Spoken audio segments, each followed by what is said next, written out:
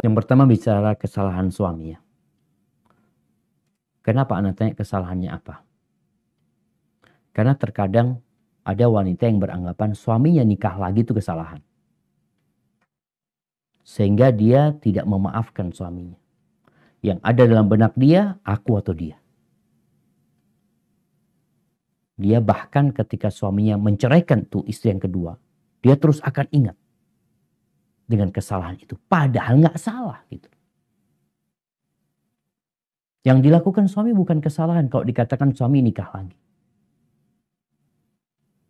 Dalam pandangan Allah Azza wa Jalla, Allah yang membolehkan.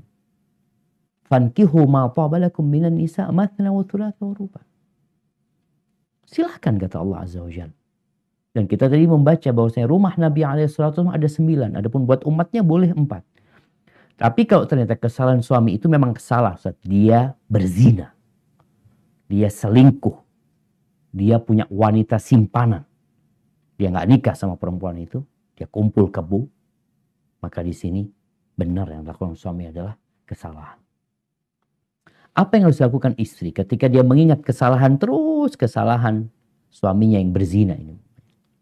Yang pertama, engkau lihat apakah suamimu berubah dan bertobat kepada Allah Azza wa Jalla. Kalau ternyata dia bertobat dan berubah, ketahuilah ada orang-orang yang bertobat kepada Allah menjadi lebih baik daripada sebelum dia bertobat. Artinya sebelum dia berbuat dosa, sekarang kondisinya bisa jadi lebih baik daripada sebelum dia berbuat dosa. Bagaimana cerita wanita Al-Ghamidiyah di masa Nabi alaihi salatu wassalam yang berzina, hamil dari zina, sampai terakhir dia dirajam. Ketika Nabi mensolatin perempuan itu, Umar bin Khattab radhiyallahu ta'ala anha mengatakan, "Atusalli 'alaiha ya Rasulullah wa qad zanat." Engkau mensolatin dia sedangkan dia sudah berzina. Bayangin, Umar masih mengingat kesalahan perempuan ini, dia berzina. Gimana engkau mensolatin dia?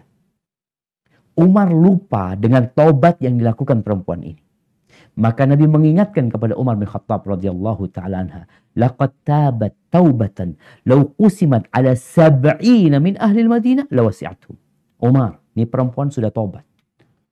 Kalau taubatnya dia dibagikan kepada 70 penduduk Madinah yang melakukan dosa, itu 70 orang semuanya diampuni dosa. Bayangkan. Taubatnya cukup untuk mengampuni dosa 70 orang. Padahal sebelum dia melakukan zina, dia nggak kayak gitu. Maka bagi para istri, kalau memang suaminya bertobat, hendaklah berbaik sangka sama suami.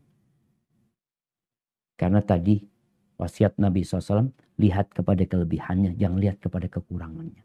Namun perempuan ini punya sifat mengingat kesalahan. Sampai kata Nabi SAW, kalau suamimu berbuat baik kepadamu 1 tahun, lalu engkau melihat kesalahan, tuh perempuan akan mengatakan, aku gak pernah melihat kebaikanmu sedikit. Padahal gara-gara 1 kesalahan. Maka nasihat anak, lihatlah kepada kelebihan suaminya. Kemudian apalagi kalau dia sudah bertobat. Soalnya kalau tidak, engkau tidak akan bisa melanjutkan perjalanan hidup ini dengan baik. Engkau akan selalu mengingat, mungkin juga akan membuatmu tidak melayani suami dengan baik. Padahal kita tahu, orang yang bertobat itu Allah akan membersihkan dia. Bahkan dikatakan oleh Nabi alaihi salatu wasallam, "At-ta'ib minadz dzambi kaman la dzamba lahu." Orang yang bertobat dari perbuatan dosa itu seperti orang yang gak punya dosa.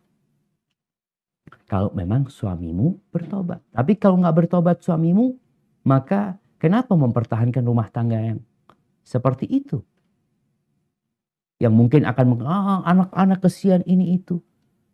Kalau engkau kesian sama anak-anakmu, maka berpisah dengan suami pelaku dosa yang tidak bertobat menjadi solusi demi baiknya anak-anak kita. Hadza wallahu a'lam.